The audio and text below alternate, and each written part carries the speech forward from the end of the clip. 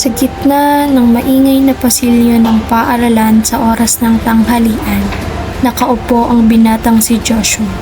Isang scholar na masugod na tagahanga ni Jose Rizal at ng kanyang mga akda. Akala mo kung sino magaling? Lampa naman. Hoy, naririnig mo ba kami? O bingi ka na? Ano bang kalungan na yan? El filibusterismo? Naiintindihan mo ba yan? Yan ba talaga yung mga mama? Sure ko maiinis. Ang yabang mo ah. Students, anong ginagawa niyo? Labas!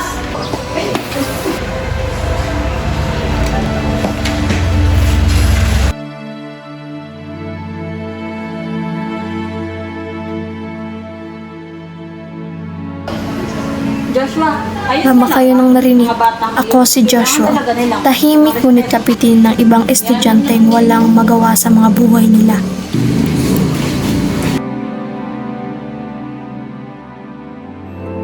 Teka, ano to? Sana, nasaan na kaya ang batang ngayon?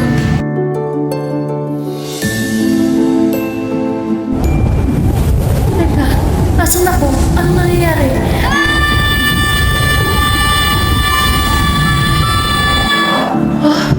Nasaan ako? Parang pamilyar to ah. Katulad nung sa libro. Kung hindi ako nagkakamali, napadpad ako sa panahon ni Rizal. Paano? Dahil lang ba dun sa libro? Sino yun?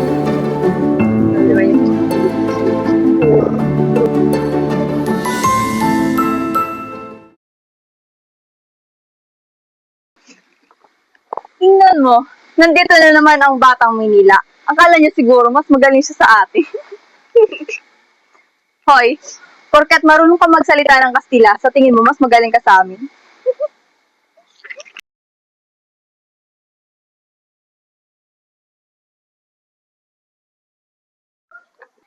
Tinuruan ako magsalita ng Kastila ng aking ina upang marami akong matutunan. Hindi ko iniisip na mas magaling ako. Nais ko lamang ay matuto. Akala mo ba madadaan mo kami sa ganyan? Pues, maghanap ka na ibang makikinig sa'yo.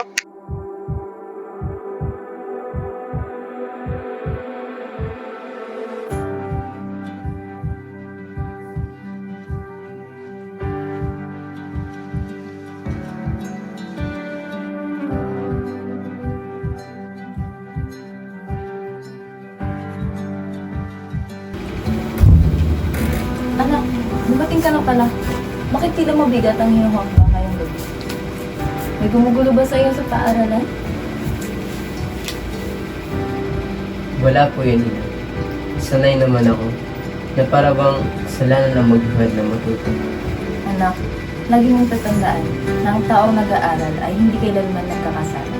Ang tunay na kamangmangan ay ang taong tumatawa sa karunungan. Noong bata ka pa, lagi mong sinasabi, gusto mong baguhin ang mundo. Hindi ba't ang pagbabago ay nagsisimula sa pagtitiis? Ang mga aklat na ito ay ang magiging sandatan, hindi upang manakit, kundi magbunga. Kung ganun po, ina, hindi ako titigil.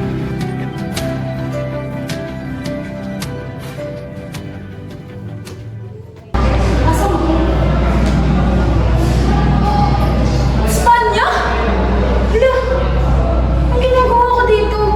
Pero, at least, nakalibre na ako ng ticket, di ba? Pero, wait, ano ang gagawin ko dito?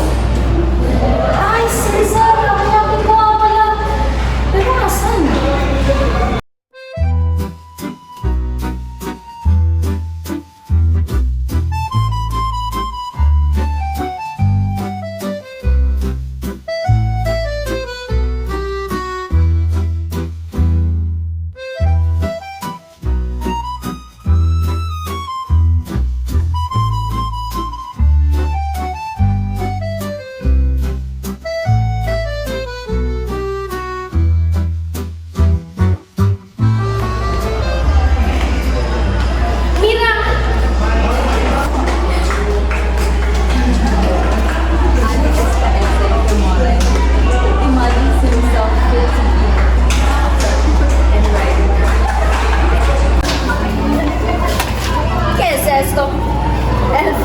asterismo?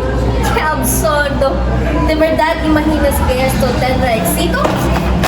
Your people are far too ignorant to even grasp the meaning of your words.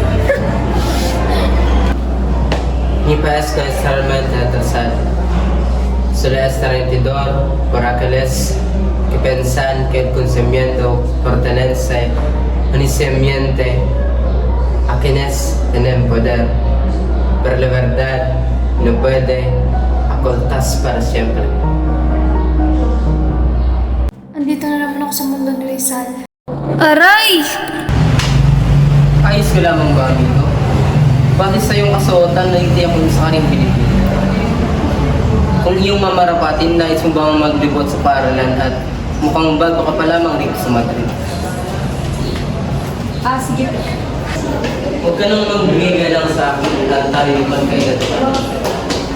Ganito pala sa pakiramdam pagkausap mo ng pambansang bayani ng Pilipinas. Ang swerte ko talaga.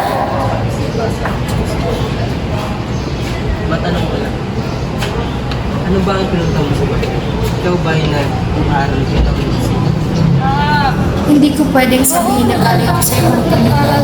Hindi maaari. Ang medisina para na rin makatulong sa ating bayan. Ang nainis pag sino-sino na lamang ang papatulong ng Pilipino. Tayong mga anak ng bayan.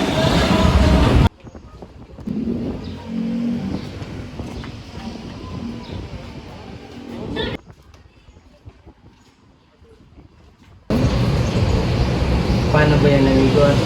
Ako'y mauna.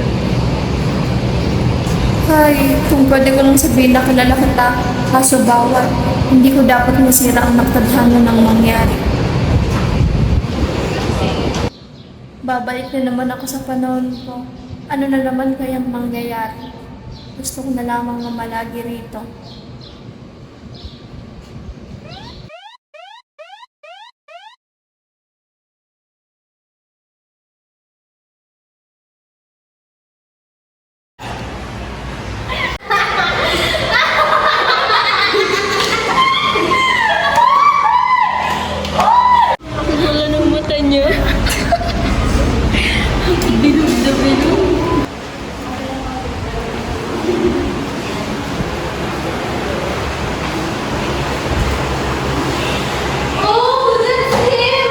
Ito na naman sila.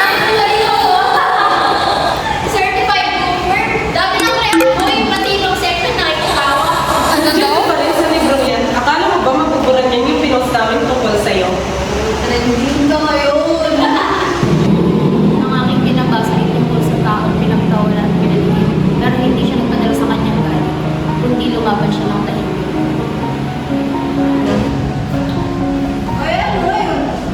Ang kabataan ng pag-asa ng bayan. Tayo yun. Hindi dapat tayo naghihinaan sa baba. Dapat natutulungan tayo eh. Kung nahihirapan kayo sa kasaysayan, ba't na kayo humingi ng tulong sa akin?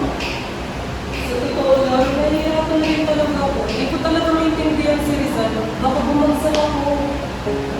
Ganun naman pala. Kaya na, tulungan ko na lang kayo.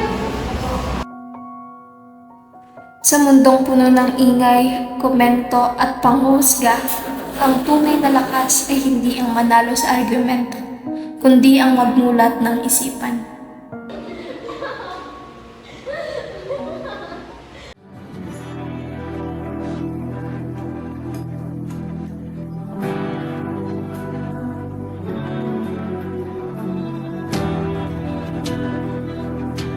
Noon pa man, nakita ko ang paghihirap ng aking bayan, hindi lamang sa kahirapan ng katawan, kundi sa pagkagapos ng isipan. Yung mga kabataang pinipigilang matuto, yung mga tinatawanan dahil sila'y nangangarap. Ngunit ang aking napagtantoy, ang hindi marunong magmahal sa sariling wika, higit pa sa hayop at malansang isda. At kung ang isang bayan ay matutong mag-isip, wala nang kapangyarihang makakapigil sa kaniyang kalayaan. Ang edukasyon ang unang hakbang ng paglaya. Hindi espada ang magpapalaya sa bayan, kundi ang isipang nag-iisip.